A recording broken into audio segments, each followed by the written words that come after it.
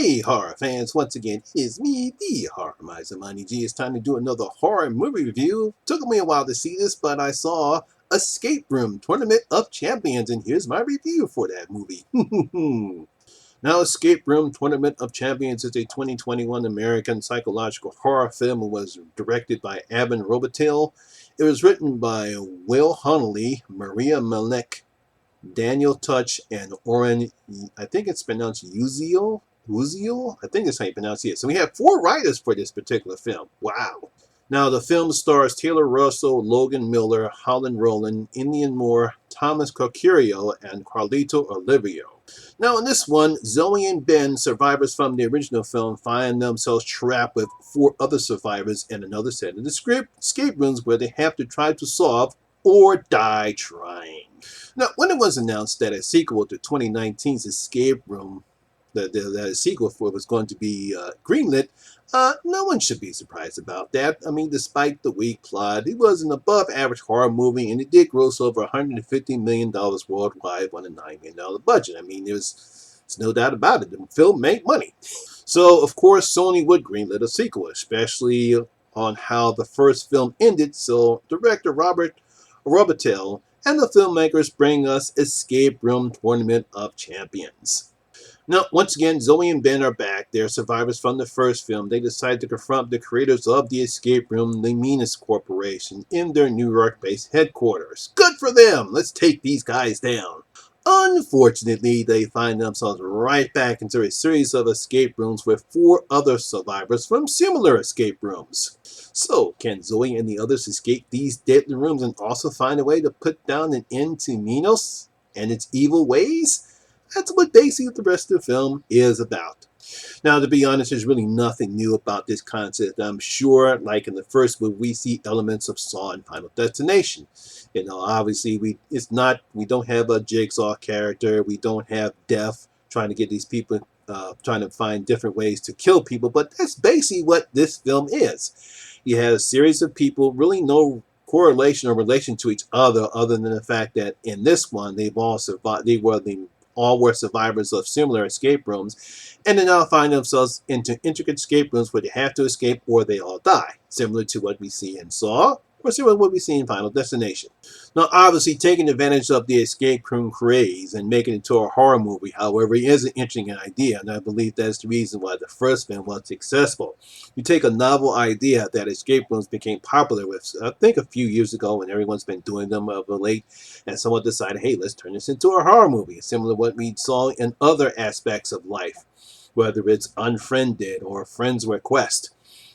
Friends Request, you just do something that's in modern technology or something that's happening in the world today and turn it into a horror movie. And that's the reason why I believe the first film was successful. Now, I'll give credit to all the writers in this one for having the winners of previous escape rooms and putting them to a series of others is a clever idea.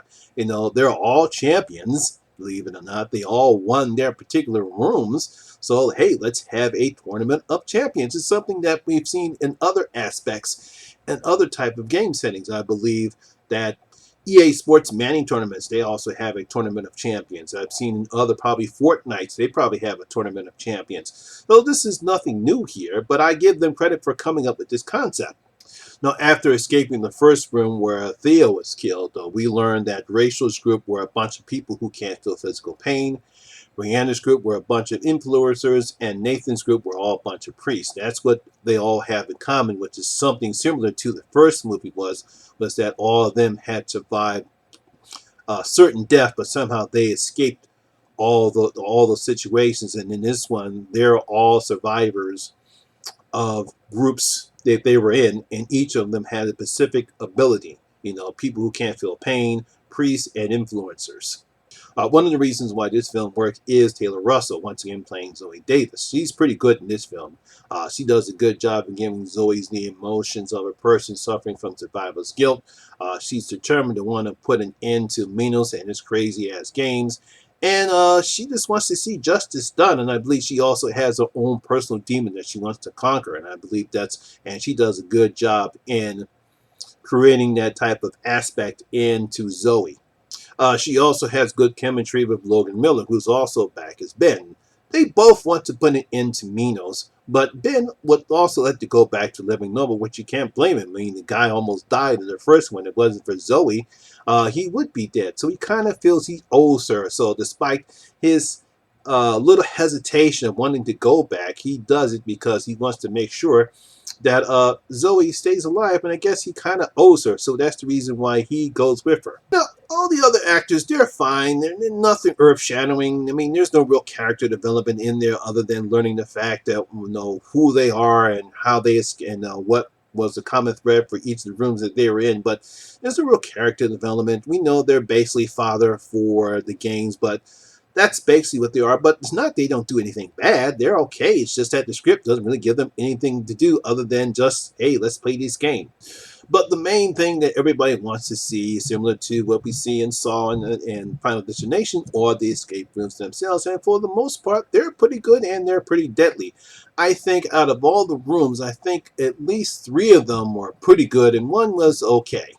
However, it's the third act is when the plot becomes a bit convoluted, especially when a couple twist happens. One I saw coming a mile away, while the other I didn't see coming, and while I did like the second twist, it really doesn't add anything to the story, as I believe the writer simply didn't know how to end the film.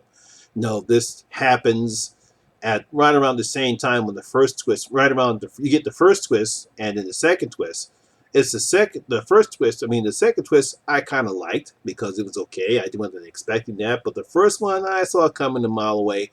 But it really doesn't add anything to the story, and then it becomes a bit convoluted because I think the writer simply didn't know what to do by the time the third act occurs. And if you've seen the movie, you probably know what I'm talking about. It's just like, hey, that was interesting. I wasn't expecting that, which is good, but it doesn't add anything to the film. It doesn't give it enough heart or enough energy. It's just like, okay, but it doesn't take you anywhere.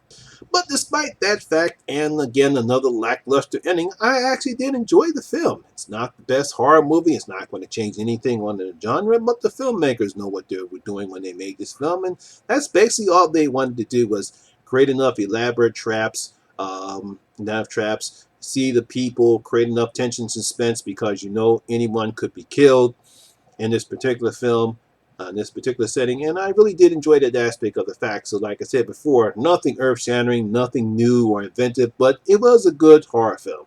Now let's hope that Sony doesn't drag this one like other movie studios have done with other movies similar to this one. I'm talking about you, Saw, because there's only so much you can do with this type of setup.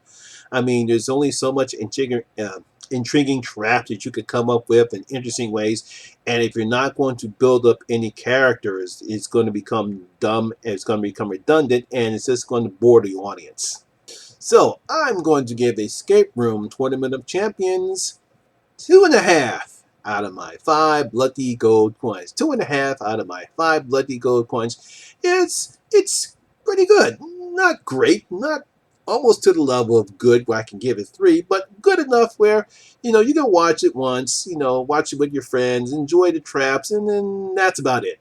So there you have it. That is my review and video for Escape Room Tournament of Champions. I hope you did enjoy it, and if you did, please give it a thumbs up, like, and share, because it does help out with the YouTube algorithm. Also, if you have seen Escape Room Tournament of Champions, please leave your comments in the comment section below and tell me what you thought about the film. Also, if you're new here, please hit that subscribe button and ring that notification bell. That way you'll be notified anytime when I put up new videos such as this one. Once again, my name is Lamont Smith, better known as the Horror Miser Money G, and always remember that horror rules. I'll see you in my next video. I'm out.